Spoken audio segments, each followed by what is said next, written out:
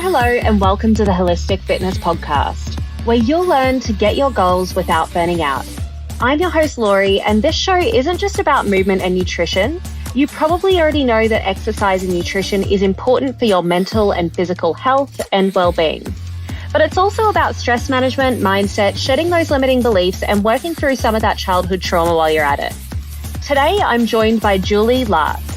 For 45 years, Julie was obsessed and controlled by food. She was a yo-yo dieter that went from restriction to binging, and she felt miserably out of control. In 2010, Julie created a simple yet powerful process to finally become free from food addiction, which she explains in her book, Stop Binge Eating and Start Living Again. She coaches women worldwide about how to stop compulsive, emotional, and binge eating without dieting or deprivation. As you all know, if you follow the podcast or me in general on the socials, I am not about the restrictive life at all. And chatting to Julie was super interesting as she dives into her lived experience with food addiction and how to ditch the diets once and for all. In this episode, you'll learn how to create a healthy relationship with food and how to build your own self-trust. If you struggle with food addiction or emotional eating, you're going to want to tune into this one. How is it going this evening, Julie? I am doing great, thanks. I'm so excited to be here to talk with you. Same. I'm so excited to have you here as well. You know, a lot of the listeners know, or people that are followed by TikTok or Instagram know that I'm so big on stress management and all of those behaviors that are driving, you know, maybe not eating optimally or training optimally, and seeing your backstory and just that you're all about the food addiction side of things and that kind of cycle just makes me so excited to have you here today, Julie. But I do know that a lot of people that get into this sort of realm is because they've got some sort of story of their own. Usually it's because they went through some sort of journey. So can you tell me the context of what I would need to know why you help people in this way today? Yes. Well, you said it really well because I'm one of those people where my mess became my message. So I'll tell you about my mess and then we'll get into the message. So starting when I was probably 5 years old, my mom, and she only meant well. So I have to say that up front. Okay. She did the best she could, but she was preoccupied with my weight, with how I looked. I think in that era, image was so important that she didn't want me to eat things that she would, let's say, let my brother eat. So cookies or candy, she just didn't want me to gain weight because then maybe I would be too heavy. I wouldn't get married. I wouldn't have children. Like that, I know was her thinking. But what ended up coming from that was when I started to see, even at that very early age, that I wasn't allowed to eat my favorite foods like cookies or ice cream or whatever, that I felt like, well, if I can't eat these in front of my mom, I'm going to eat them in private when she's not looking. So I did that. So I would, even as I got older, I would take money from her wallet and bring it to school so I could get chocolate chip cookies. Like I was always on the lookout for when can I eat junk food. If I would sleep at a friend's house, it was really exciting because her mom wasn't looking at what I was eating. So if they had a box of Dunkin' Donuts, I would eat that and I would eat candy and ice cream and whatever else. And you know, I would bring money with me if I knew maybe we would be able to go to a convenience store and I could get candy. So just from that early age, those thought processes turned into behavior like patterns, habits that became my story, that I am a person who is deprived and I need to eat whenever I can. And I would eat when nobody's looking, whether it was my family when I was growing up or my college roommates or people that I worked with, as I got older. And then even with my husband and my 3 sons, I would sneak and hide food wherever we were. I'd bring things with me, pack it in my purse. And I was basically like obsessed with and controlled by food. So whereas they were enjoying wherever we were as the family outing, I was with them physically, but emotionally, I was thinking, when is it lunchtime? When can I run off to the bathroom to eat this junk food? When can I sneak off to a concession stand and tell them I'm going to the bathroom? So that's how I lived. It was tough. It was really, really tough. Mm. It sounds like food almost ruled your life, having to think about the next time that you're going to get to have a treat. It really did. And I say that it's like I was having an affair with food. It was like this hidden thing that I wasn't supposed to do. Nobody could find out about it, but my mind was always there. My life really did revolve around food. Absolutely. That's crazy. And I feel like the relationship that you had with your mother isn't an uncommon one. I've certainly heard it from clients that they learned a lot of their eating habits and how they should feel about their body from their mothers and from their strong female figures. And a lot of people who weren't within an unhealthy weight range believed that they had this issue just because that's what their mother said about their body. Can you dive into that relationship and how it defined your relationship with your own body? You mean the relationship with my mom? Yeah, or just the relationship with the messaging that you were fed from your mom, because it might have been a good relationship, but it's just that messaging which was normal at the time. Yeah, I got mixed messages all the time. And that, especially as a young kid, I didn't know what to make of it. So if we were going on vacation, I remember sometimes my mother would say, "Oh, why don't you have such and such?" So I was kind of given permission. But then other times she'd look at my plate and be like, "Is that really what you're going to eat?" Or, "Gee, that's a big portion." So I never knew what to make of it, which added to the frustration, which made me feel even more like, you know what?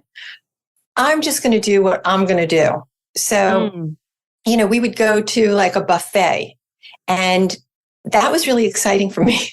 Yeah. The days we go to buffet. And the best part is if our table was in a different room than the buffet table, because then what I would do is, I'd go into the room where the buffet was, and I would look behind me to make sure, no one in my family saw me. I would eat as many rolls or cookies or brownies as I could before I even got my salad.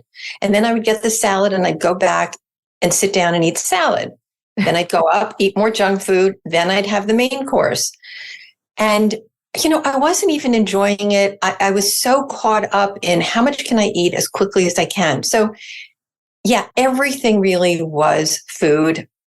And getting back to the situation with my mom, when I was, I think, 44, I finally told her, I finally had the nerve to say to her, I want to tell you that I have something called binge eating disorder. And I remember when I approached her, my heart was pounding. I just felt like I couldn't hold on to this secret anymore. Yeah. And so I mentioned that to her, and I was hoping that she would say, "Oh, sweetheart, I didn't know. I wish I knew. I would have been there for you." Or, "Come here, let me hug you. Let's figure this out." And that is not at all what happened.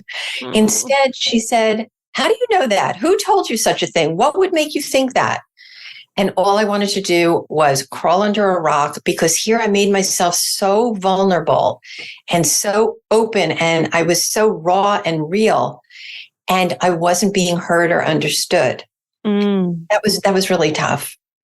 That would have been so tough, Julie, because ultimately our parents are doing the best with the knowledge that they have. And then the next generation is always learning things. Maybe your boys will learn something and tell you, and it'll be really triggering, or vice versa, whatever it is. And it's so difficult when you finally work up the courage and your parents can't accept that or see any truth in that. Exactly. Yeah. So it was tough. Tell me about your healing journey. So to me, it sounds like you had no idea that, sneaking away in the movies to figure out when to eat your chocolate, even when you're with your boys and your husband, that sounds like something that seemed normal to you. Correct me if I'm wrong, but what did the journey look like for you to actually understand that you had this disorder? I knew since I was a young child, because it wasn't normal to be going ice skating with my friends and paying attention to, "Oh, let me get another hot chocolate," or "Let me take something into the bathroom." I mean, I knew it just wasn't normal, but I couldn't, as I was saying before, it became a habit and a pattern. And I just thought, okay, this is me. I I don't know how to get out of this crazy lifestyle. So, yeah, I mean, I really knew early on. And I did have, and still do have, one of my closest friends who has the same problem. So she was like the only person I could confide in. And we were both always going from diet to diet, and our weight would go up if we were not on a diet, you know, if we were binging on everything, and it would go down if we found a new diet to go on. And we were like, that was the basis for our friendship. Wow. You know, sharing this secretive addiction.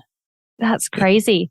Tell me more about how you overcame food addiction. And I know you help your clients with this today. So tell me more about that process. Sure. So in 2010, I finally hit rock bottom. I can't tell you exactly what it was about that time, but I got to the point where I said, I have to figure out how to live as the opposite of a binge eater, because all I was doing was binging and dieting and up and down, as I was saying before. So I realized the only way to get out of this mess is to live as the opposite of what I'm currently doing. But again, like, this was 45 years later. All I knew was dieting and binging. So I started to just slow the whole process down and ask myself certain questions like, am I hungry? I had never asked that before because it kind of never mattered in the past. I would just eat because I was compelled to eat. I never thought about whether I was hungry. So I started just asking certain questions like, am I hungry? If the answer was no, then I found myself saying, well, then I'm going to wait until I am hungry. Never did that before. And then if I was hungry, I would ask, like, what am I in the mood for? Is it? And I started thinking it through instead of just eating whatever was in sight, whether my body needed it or wanted it or not. It was more that compulsion. So the opposite would be, well, let me have a conscious conversation with myself. And so what that looked like is, what am I in the mood for? Is it hot? Is it warm? Is it crunchy? Is it savory? Is it sweet? Like, what is it? And if I didn't know the answer, I would actually wait until it came to me and I was like, oh yeah, this is what I'm in the mood for. And then I would ask, how much of this can I eat and be happy when it's over? I just started to, as I said before, like, have a conscious conversation with myself about food. And I was making decisions like I was kind of awake at the plate. I was just tuning in instead of just being on autopilot. And one of the things I realized is that there can't be any foods off limits, because every diet I had ever tried, yes, it worked, but the willpower was like impossible to hold on to. And then once the deprivation set in from the willpower, the deprivation leads right back to binging. So I knew there can't be any more diets, and I have to have it where there's no foods off limits. I decided I finally needed to learn how to eat any food in moderation. Now, over those 45 years, I never ate anything in moderation. I didn't know how, ever. But that was the process. And as soon as I started to see that I could have conscious conversations, that I could slow it down, that I could make choices and not act on impulse, I started, and this happened like immediately, I started to build some trust in myself. Instead of thinking, I have no control, this is just who I am, I started to say, well, wait a minute, I don't have to do that. Or I'd ask, like, how much of a food, once I decided, what I wanted, I would ask, like, how much of this can I eat and be happy when it's over? Never thought about that before. I always knew when I was going to binge that, I'm going to be miserable later, but I didn't care. It didn't matter because I had no control. But when I started asking, how much of this thing, whatever it was, can I eat and be happy when it's over? That shed a whole new light on everything, because I realized, like, if I can be happy after everything I eat, then I can get into bed happy and comfortable. I could wake up the next morning and kind of rinse and repeat. And that's exactly what I did. So as I said before, as soon as I started to see myself making these changes where I was living as the opposite the exact opposite of a binge eater. I no longer was one. That's so interesting, Julie. There's so much that we can dive into there, and I can't wait to talk more about the self-trust. But something you said earlier on, you mentioned that you were compelled to eat things and that things were a compulsion. And I love the idea of that self-dialogue. When you mentioned that you were compelled to eat certain things, what was driving that compulsion? I think the habit and the belief that this is just who I am. The other thing in answer to your question is what I found is when you infuse your body with a ton of sugar, a ton of flour, physiologically, you can't help it. You really, because whatever you put into your, let's just call it microbiome or your gut or whatever, your body craves more of that. It screams for more of that. So when you put a lot of that in, it's almost like you're walking up a hill with high heels. Like it's tough. You're like, you just can't seem to shut down that craving because you've given your body so much of it. But what I found is if I give my body just a little bit, a couple of times a day of those kinds of foods, and back then it did have a little sugar or a little flour or whatever.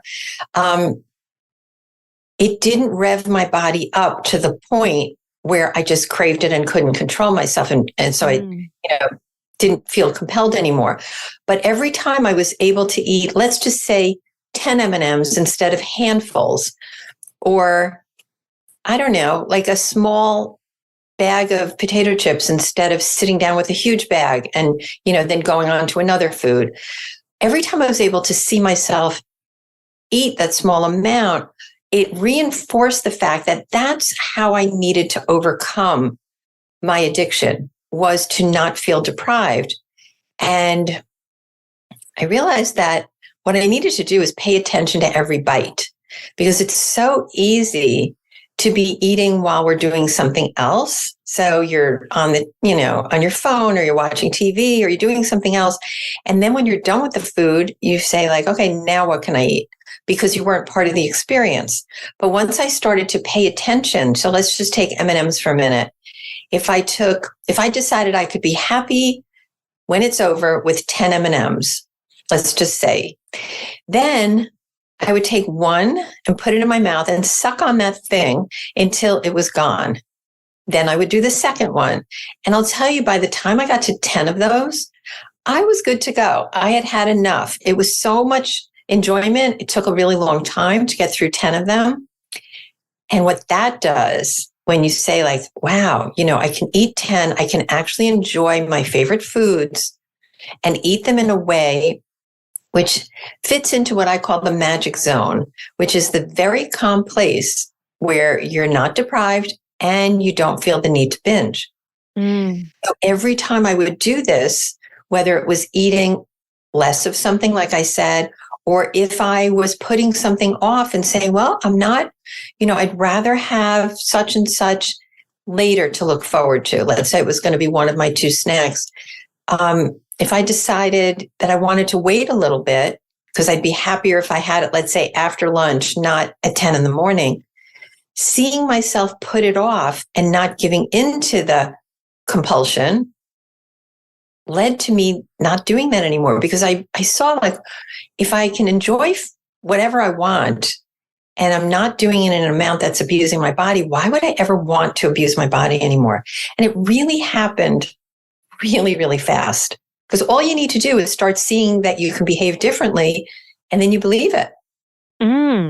So it sounds like for you, it was definitely not depriving yourself of any food, and then also having the sense of mindfulness when you were eating, because then you can really experience all of the things that you're eating. And then also setting yourself little challenges of maybe when using your willpower for 2 or 3 hours, because that helped you to build that self-trust and also build that self-control as well.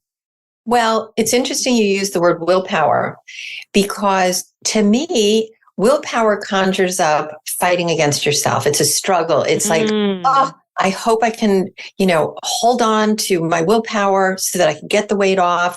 But gosh, I really want those cookies. It's like an internal struggle. What I did to become the opposite of a binge eater was I came up with the idea of want power. And so everything became, what do I want? So am I hungry? What do I want to eat? How much of it do I want to have and be happy when it's over? What am I in the mood for? It was all want, which really conjures up choice and freedom. So there is no struggle. There is no willpower. And that's why this works. Because if you're trying to hold on to the willpower, as I said before, it doesn't last very long. You'll get there, you lose some weight, but then, with the frustration and trying to rely on that willpower, you're just going to gain it back and usually plus more. Yeah. And want power is such a powerful way to positively frame that as well. It's like, when do I want my little chocolate or large chocolate? Yeah. When do I want my broccoli? When do I want something crunchy? When do I want something warm? That's got to be game changing for your clients too. Absolutely. I have a client, this was my favorite of all. What I call tricks to make it stick. That's what I teach people how to do, which is to live as the opposite of a binge eater. So I used to have daily phone calls with my clients. Now what I do is I use Voxer. I don't know if you're familiar with that, but it's like a one-on-one, like it's a walkie-talkie where we communicate each day, and I give them support and accountability daily. So they will, the word is now Vox, which is kind of like message me about things and I'll respond to them. So one of the clients way back when I used to talk on the phone, she said to me, I think I'm in the mood for chili. Now, I don't remember why she was telling me that, but the next day when we spoke, she said, it was really interesting because yesterday I told you I wanted chili, and I had realized that I knew I wanted something warm and creamy, and chili came to mind. And she said, but after we got off the phone, I thought about it for another minute or two, and I realized, no, that's not what I want. I think what I want is oatmeal. And then she waited and thought that through. And she said, no, it's not that either. I think I want pizza. No. And then she said, I finally figured out I wanted grilled cheese. So what was so good about the story was she only ate the grilled cheese because that's what her body really wanted. Sometimes our bodies are asking for certain nutrients, or again, like a texture or a taste or a temperature. So she was able to save herself probably 1,000 calories, because she said if she didn't think this through, she probably would have started with the chili, then she would have gone to the oatmeal, then to the pizza, and finally ended up with what she really wanted. So that's the power of figuring out what you want, not fearing the food, but instead using it to your advantage to satisfy what your body's asking for. Hey, Holistic Fitness fam, a quick message from one of our sponsors, Ned. As you all know, I recommend good nutrition, movement, and stress management practices before supplementing, so you know what type of supplementation that your body actually needs. For me, I supplement with very few products, but Ned is one of them. I'm a type A, high-energy, ambitious business girly with massive goals. And sometimes I honestly just need to chill out and relax a bit. I've found that both Ned's de-stress and sleep blends fit in with my busy lifestyle and ambitious goals, but I was honestly not a big fan of CBD products before trying Ned, mostly because of the culture surrounding weed. I just didn't want something that was going to alter my state of mind so that I became much less of a goal-getter or less ambitious. That was until I learned about full spectrum hemp and their benefits. Ned blends are chock full of premium CBD and a full spectrum hemp of active cannabinoids. Ned's full spectrum hemp oil nourishes the body's endocannabinoid system to offer functional support for stress, sleep, inflammation, and balance. These products are science-backed, nature-based solutions that offer an alternative to prescription and over-the-counter drugs. All of Ned's full spectrum hemp oil is extracted from USDA certified organic hemp plants grown by an independent farmer named Jonathan in Colorado. I'm obviously a big fan, but don't take just my word for it. Ned CBD products have over 2,000 five-star reviews, and they work with incredible partners in the medical field like Dr. Caroline Leaf, Dr. Christian Gonzalez, and Dr. Will Cole. Ned is providing Holistic Fitness podcast listeners a very special discount. If you'd like to give Ned a try, listeners get 15% off Ned products with the code LORILEE. LORILEE. Thanks, Ned, for sponsoring the show and offering a natural remedy to bring balance to so many people's well-being. I feel like we're not really good at listening what our body wants. You mentioned it before, you hit the nail on the head. We're so distracted all the time. We're always doing things, running from A to B to Z. How do you figure out what your body wants? Well, it's a really good question. I used to wake up in the morning. I mean, I still do actually, although I do eat the same breakfast every day. But when I first started this, let's just get back to that. I'd wake up in the morning. I'd first ask myself if I'm hungry. And again, if the answer was no, I would put it off. If the answer was yes, I would then ask, like, do I want oatmeal or do I want, I don't remember what it was back then, but I probably had 2 or 3 different breakfasts I would go back and forth with. And sometimes I didn't know the answer. Like I wasn't sure.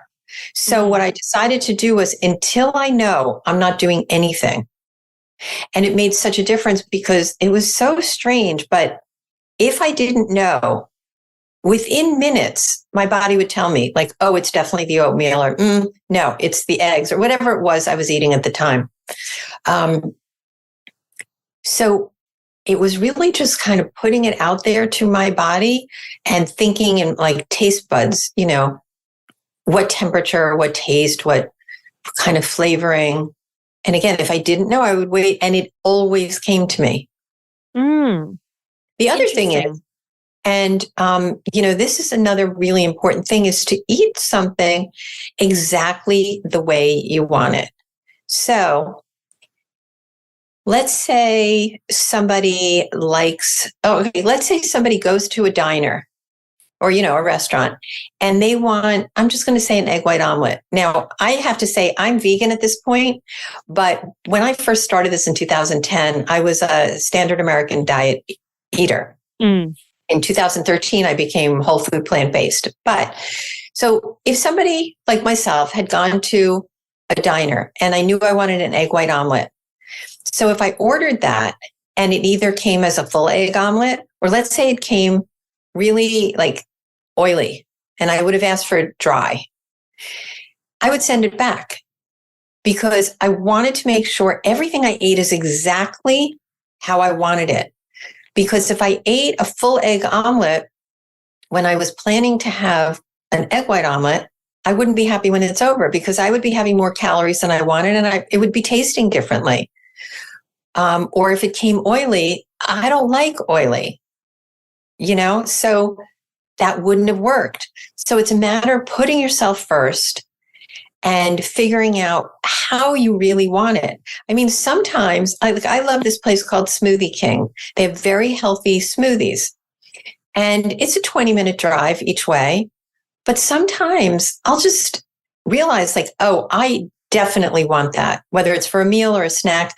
I don't care what time of day it is. I will get in my car and I'll go there because my body's telling me, yes, this is what you want. And so if I don't have it and I try to come up with something else, it'll be just like that other client. I'll go from one thing to the next, I'll want to like keep going and I won't have been satisfied. So it's a matter of figuring out what you want so that you're satisfied and satiated way sooner than if you go from food to food to food. That makes total sense. Otherwise, and I've been there before, eating one thing and I've eaten a full meal and I'm like, I still don't feel full. Like, do I need to drink water or like what's going on? And then you end up eating more and it's like, what do I want? Right. Yeah. Definitely. Especially I find menstrual cycle affects that as well. Typically at a particular point in my cycle, I just want everything. Yeah, that's very common.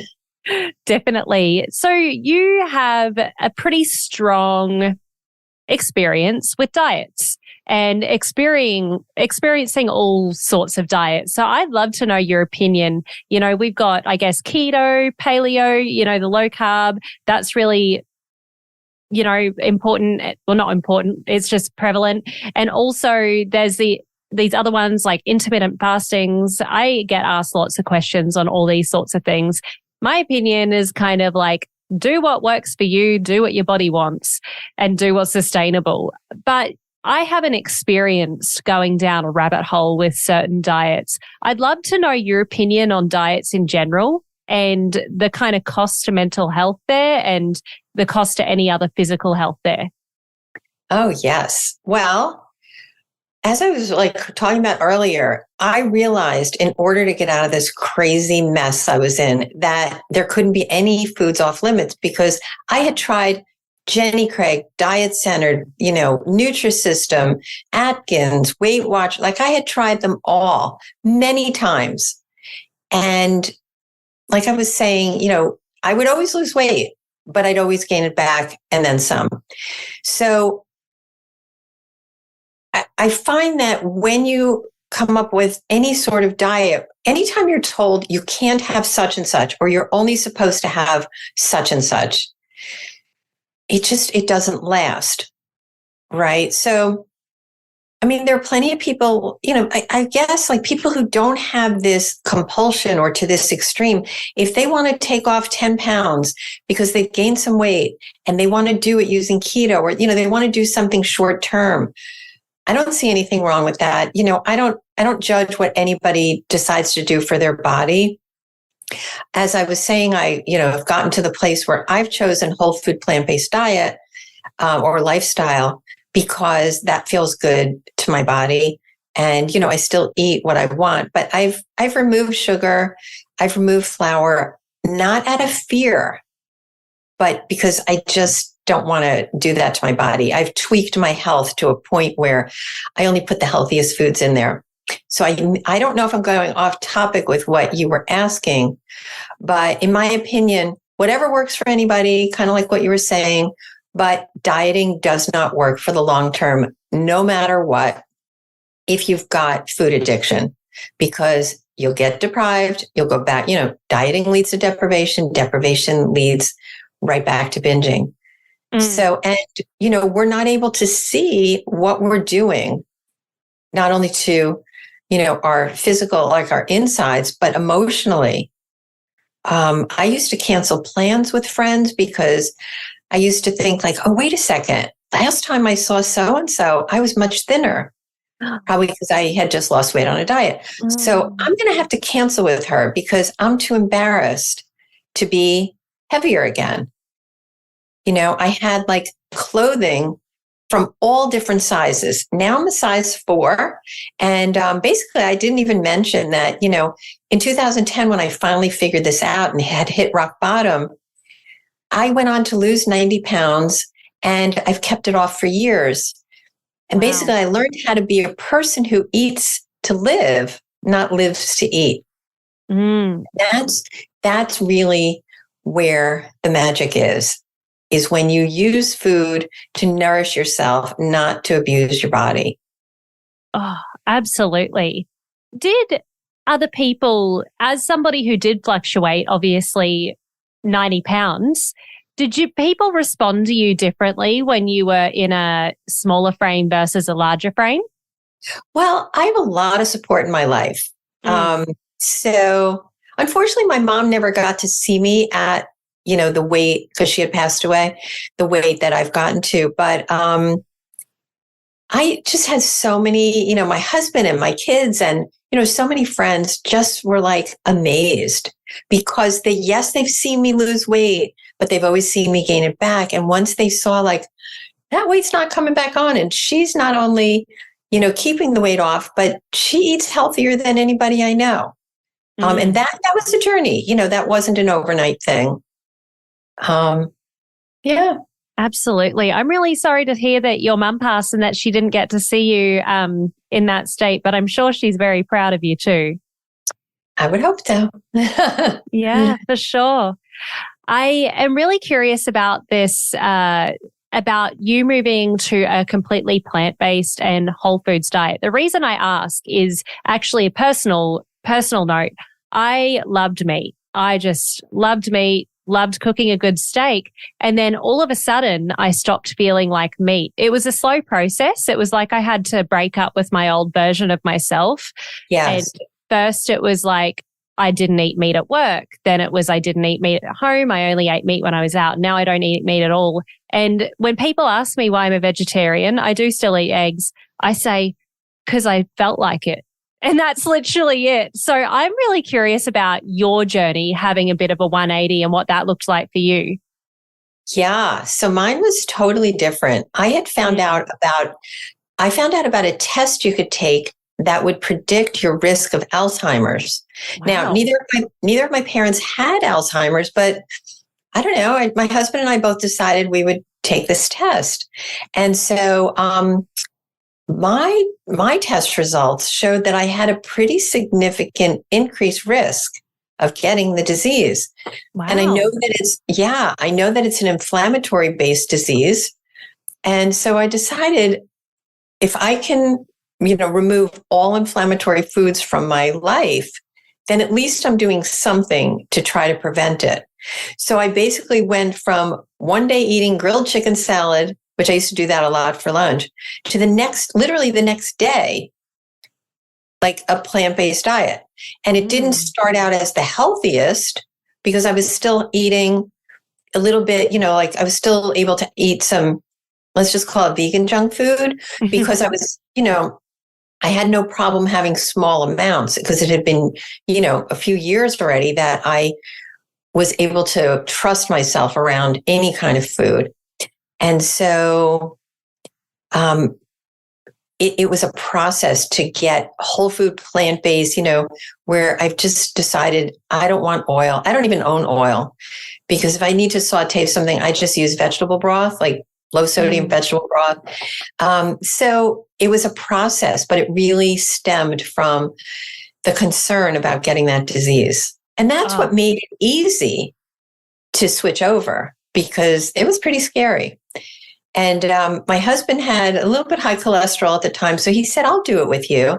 And then our two older sons were 17 and 19 at the time. So I gave them a presentation, back then, a DVD to watch. And I said, you guys are old enough to make your own decision. This is what Dad is going to do. And I gave them a presentation by a doctor. And we sent them off into another room to watch this 1 hour presentation. And they came back and they said, we're in. And what was so good about that is because they made the decision for themselves. If I said, okay, starting tomorrow, no more meat, no more this, no more that, they'd probably be eating cheeseburgers and pizza when I'm not looking. I would have set up the same thing that my mom set up for me where I can't eat my favorite foods. I'm going to do it when she's not looking. So this way they were part of the decision making. And my oldest son is married and married someone who's, vegan. My middle son is dating and only wants to marry someone who's vegan. So that it continued because they had a say in it. That is so cool. I love how you let them make their own decision as well and they had their own say. And it's so awesome that your husband is supportive as well. It sounds like there's a couple of ways to change behaviors here. There's the want power, but then there's also this really big motivation from, and I see this as a personal trainer, it could be a health scare. And then that's why somebody wants to lose weight. Have you observed with your clients and your work in food addiction, anything else that helps change behavior? Well, what I find is that people do best if they have a compelling why. So, somebody could be, let's say, a size 18 and they want to be a 4. Yes, that I get it. And there's nothing wrong with wanting that, but it's not something that's going to incentivize them to do the work that's required for this every day. And when I talk about the work, it's along the lines of what I was talking to you about. Questions. Am I hungry? What am I in the mood for? How much can I eat and be happy when it's over? Do I want it an hour later? Like those kinds of things. That's what the work is. So when you do the work, I should say, when you have a compelling why that is short term, then you want to do the work because you want to get the reward. So what I like to suggest to people is if they can figure out something that really matters to them, where if they do the work, they're going to get a reward either by that night or the next morning. So they'll either be able to say something to themselves or feel something by the end of the day or the next morning that gives them the reward. And then they wake up the next day and they're ready to go again. So if we go back to what I was saying before about being a size 18 and wanting to be a 4, nothing about that gives you incentive to do the work that day. Because whatever you do today, you're not going to be a 4 by tomorrow or next week or next month or, probably even next year, like who knows? Yeah. So a really short-term, compelling, measurable why. You have to be able to say, am I getting this reward or am I staying away from this punishment of something I really don't want? So I find that to be important. I also find it important to stay within the day. I call it like encapsulating the day. Instead of thinking like, oh, I tried something before and it never worked. So why would this work? Anytime somebody's in the past or in the future, or like when I talk about the future, like if they're thinking, I want to look better when I go to back to school night, or I want to be able to wear such and such dress when I go to the wedding. All of those things take you off the right here, right now, starting to ask the questions and doing the work. This takes work every day. It's not hard work. I told you what a lot of the work entails. It's not hard, to ask those questions. And when you do it, life's amazing. You feel great and the weight loss follows. When you don't do it, if you let go of the reins, I tell people, I guarantee they will backslide. If I let go of the reins, I backslide. But whereas I used to be able to gain 9 pounds in 3 days when I was in the heyday of my binge eating, now if I get to the point over time where it's like, okay, I'm up 2 or 3 or maybe even 4 pounds, I'll get right back into it. And I never let it get out of control. Staying within the day, that is such a important thing to do, because I find that a lot of people are miserable because they're reflecting on the past where they might think the grass is greener. And, they may have had like 10 years of habits that cause them to get to where they are now. And then they're anxious to get to the future. So after 2 weeks, it's like, why is the scale not moved at all? Yeah. And then I'll show that scale. I'm going to go back and eat everything in sight. Yeah, I know. It's a really, really toxic cycle for sure. Something we haven't spoken about in detail that you mentioned earlier is that sense of building trust in yourself. Why is that so important? Because as a binge eater, there is no trust. And without trust, you just keep failing and you don't believe things can ever change. And if you don't truly believe they can change, then they won't, yet. So if you start to do some of this work and you see that you don't have to be how you were, then you're like, ooh, let me try that again. This feels better. And then you get into momentum. So when I talk about tricks to make it stick, these things that I teach people to live as the opposite of a binge eater, the more of them they do each day, the more they get into momentum and they build the trust. If they do one thing a day, one question here or there, but if they're not doing, the whole program as is, they're not going to build up that momentum, and therefore they don't really build the trust. That makes total sense. Are there any other behaviors that you can do that help you build self-trust? Trying to think. I gave you a lot here. I'm not really sure if I can think of anything else. Yeah, we definitely spoke about the having those kind of small habits and being able to ask yourself questions and stuff like that. But I definitely feel like keeping your promises is really what building self-trust is. But when you said tricks to make it stick, I'm like, ooh, what other tricks are up her sleeve? Yeah. No, it's really a lot of what we were talking about. It's amazing. It's powerful mindset shifts. that turn you into a different kind of an eater. And then life opens up and you get to, you really get your eating under control so you can lose weight and actually keep it off for good. And that's what everybody wants. We've all dieted, lost the weight, and gained it back. And that's the frustrating part, because when you lose the weight, you're like, oh, wow, maybe this time I'll hold on to this willpower forever and look how far I've come. But that's not the winning formula. I'm totally with you. I mean, I literally have a goal-getting journal that says get your goals without burning out, because I feel like so many people attack it from that sense of willpower and that sense of almost masculine energy of I need to do more, I'm not doing enough. And by actually getting curious, asking yourself questions, tapping into your intuition of, oh, what does my body actually want? You can approach these things with a sense of ease. And then as you have lose the 90 pounds, which was your ideal goal, but you're probably not focused on as much because you're coming at it from a sense of enjoyment. Yes, that's where the whole want power comes in.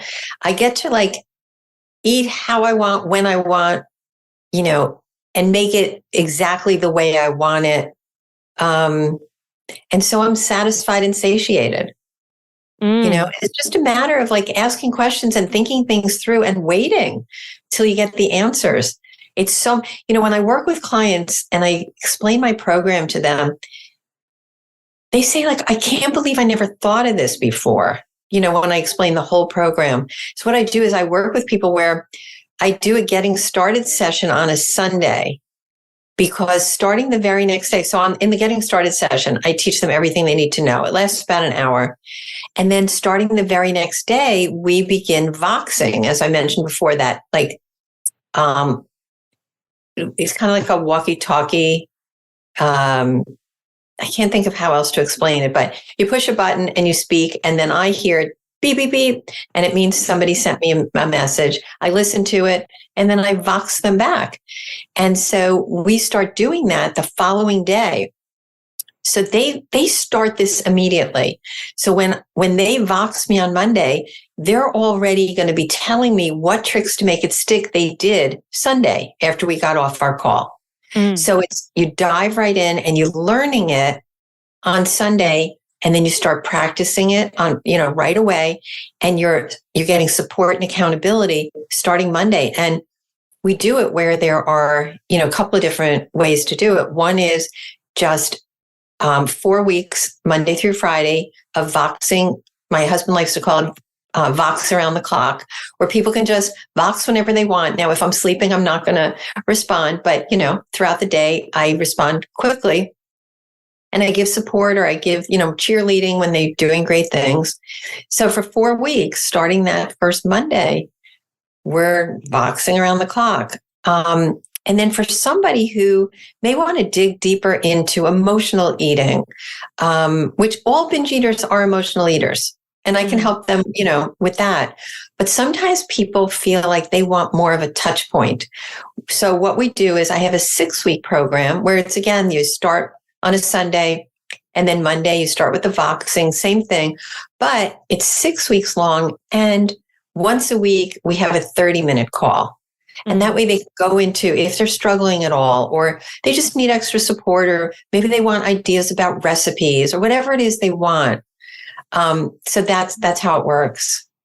Oh, that's awesome. And I bet your clients love that sense of accountability. And that's what's great about being surrounded by community. Julie, it's been absolutely wonderful having you talk on the podcast today. We are coming to a close here. But before I ask the closing question, we do have a closing question on the podcast, by the way. Is there anything that you feel that you haven't shared today that you want to share with everybody? I don't think so. I think I've given lots of food for thought. Definitely. For people out there. Yeah. No pun intended. Exactly. Julie, if you were to meet your 20-year-old self today, what one sentence of advice would you give her? My 20-year-old self? Yeah. Lisa, hang in there, baby. It's going to happen. You're going to get there someday, some way. You're going to fix this. You're going to figure it out. Oh, I love that. Julie, I personally learned so much from you. I love that sense of curiosity around food and asking yourself great questions and building up trust. Where can people find you, get to know more about your programs, or just follow you on the socials? Sure. So my website is peacefuleater.com, PEACEFUL, peacefuleater.com. On Facebook, it is facebook.com/peacefuleater. And on LinkedIn, it's Julie Latz, in LinkedIn. So, yeah. Wonderful. It's been an absolute pleasure, Julie. Thank you so much for sharing all of your expertise with us on the Holistic Fitness Podcast this evening. Well, it's been such a pleasure for me. Thank you so much for having me. No worries. And for everyone listening at home or in the car or wherever you are today, eat well, move well, breathe well. Until next time, keep shining.